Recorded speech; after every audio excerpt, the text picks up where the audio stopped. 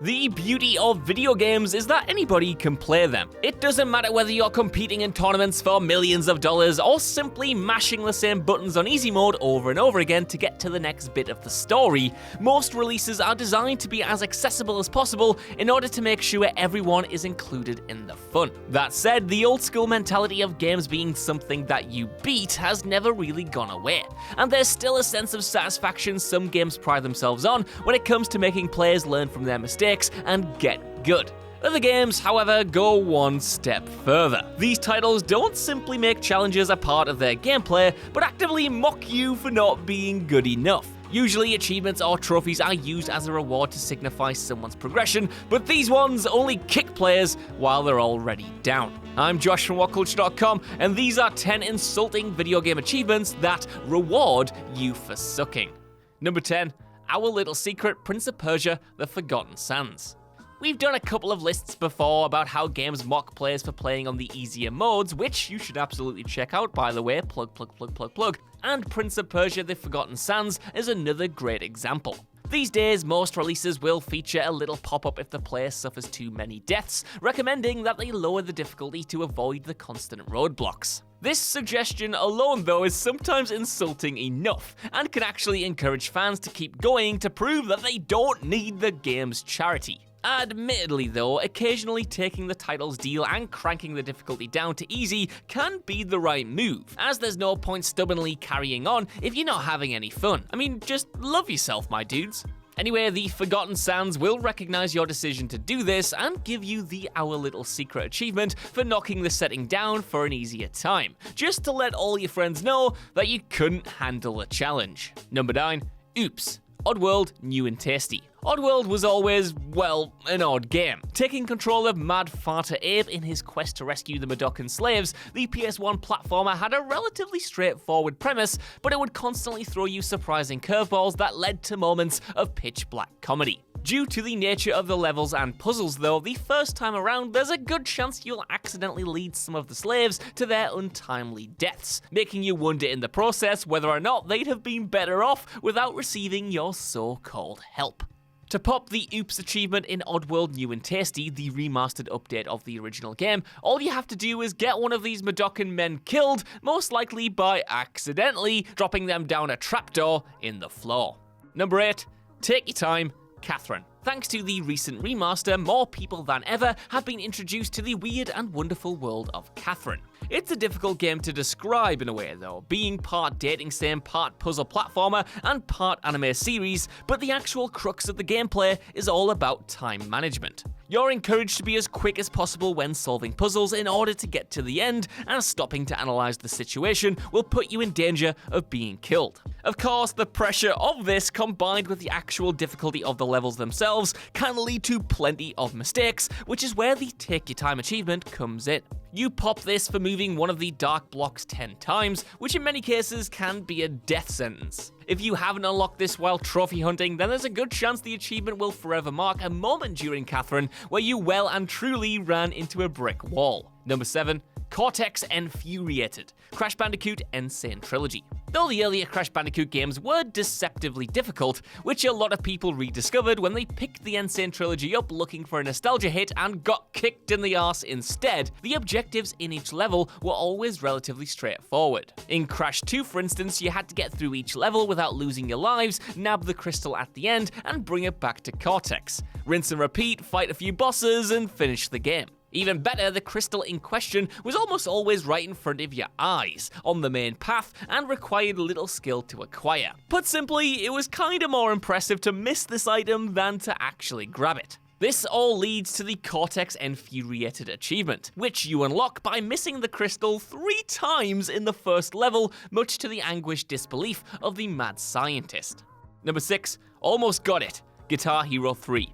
Even though it'll be remembered as a flash-in-the-pan fad, it should never be forgotten how much joy Guitar Hero, and I guess Rock Band, brought to the lives of gamers during the 2000s. Playing through Misery Business while learning a genuine new skill with the plastic musical instruments was one of the happiest times in my life. But because we can't have nice things, the gaming industry ran this straight into the ground. It really was a learning experience as well though, as pretty much nobody jumped into Guitar Hero already being a master of the plastic plastic axe. Even easy mode took some getting used to, and you'd fail time and time again to successfully complete a song from start to finish, never mind aim for 100% perfection. That meant, however, while nailing a perfect performance on Expert brought unparalleled euphoria, failing a song just before getting to the end brought the kind of pain that only the best video games can. At least Guitar Hero 3 rewarded you for these near misses though, and would give you the almost got it achievement for failing a song after getting through 90% of it. And trust me, if you got this while you were playing through the Fire and Flames, then just kiss that sweet controller goodbye because it'll be snapped in 2. Number 5. 20 straight losses in DOA Online, Dead or Alive 4. Doing exactly what it says on the tin to achieve the 20 straight losses in DOA Online trophy in Dead or Alive 4, you, well, need to get 20 straight losses in DOA Online. I could finish this entry here really, but I suppose there's a bit more to it than that. Fighting games usually always have some kind of consolation prize for players like me who are terrible at online, because actually getting good at the multiplayer will see you lose time and time again to other players who must be cheating somehow. I swear to God, there is no way that they just beat me. I can't even get a punch in. It's horrible. I hate it. It's why I don't play Mortal Kombat anymore. Sorry, the therapy session is over. Anyway, this trophy in particular is just pure insult to injury.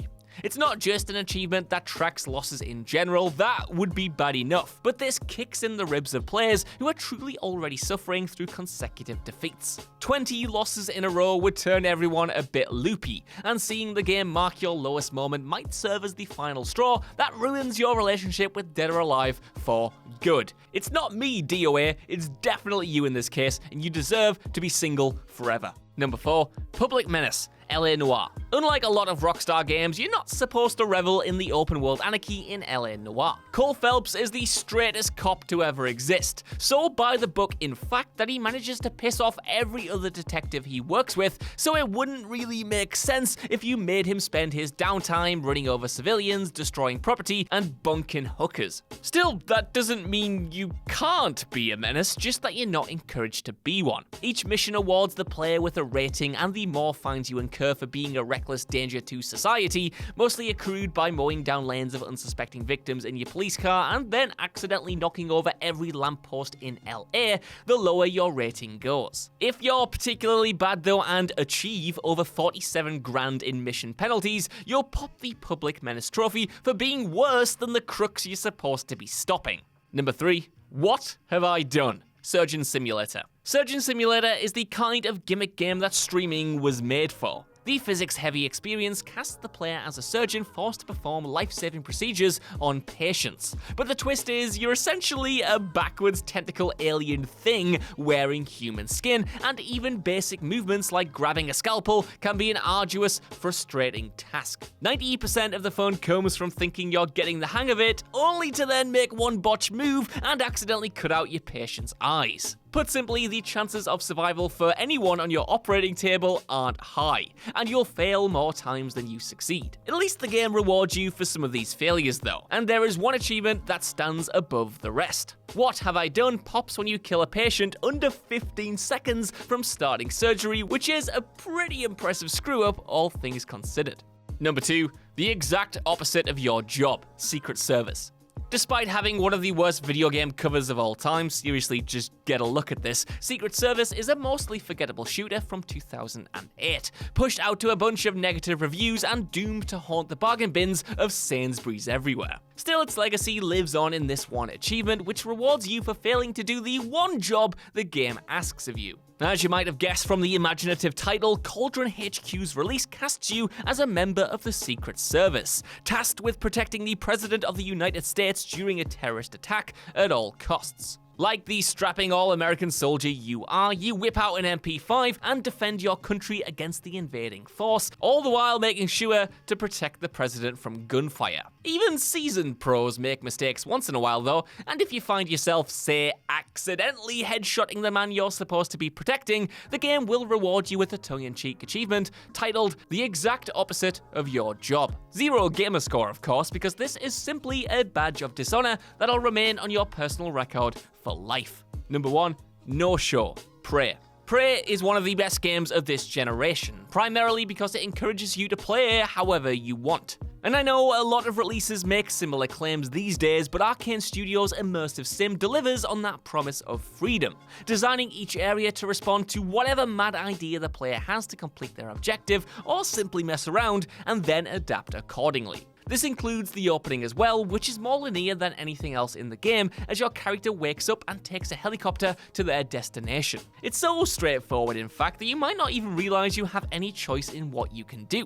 But there is a way to colossally mess up this simple introduction and get yourself killed before you even set eyes on one of the face-smashing aliens you'll be fighting for the rest of the game. That's because when boarding the chopper, an eager jump or an awkward climb can see you coming face to face with these spinning propellers. And there's only one winner in a situation like that, my friends. Get yourself chopped up and the game will restart, but not before giving you the no-show achievement for failing the simplest task in the entire whole game.